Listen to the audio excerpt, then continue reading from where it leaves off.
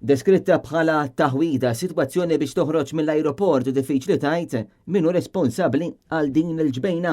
Ikkita permezz ta' post fuq Facebook il-membru parlamentari Ewropew ex mexxej laburista Alfred Sant li taħarsa li dak li qed jiġri biswit l-Ajroport Internazzjonali ta' Malta fejn il-proġett tat-toroq issa ilu jkaxkar numru ta' xhur.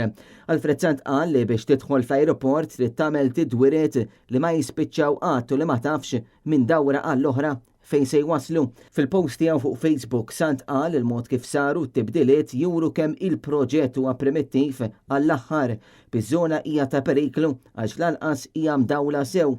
L-MP Laburista qal li dawn id-devjazzjonijiet qed jispiċċaw jinbidlu minn ġimgħa l-oħra u tenel f'pajjiżna jeħtieġ maniġjar u kontrolli aħjar fuq kif l-infrastruttura ewlenija tal-pajjiż qed tiġi żviluppata.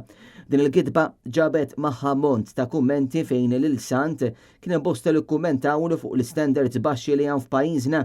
Oħrajn kritikaw id-dewmien kontinwu biex ikun lest dan il-proġett.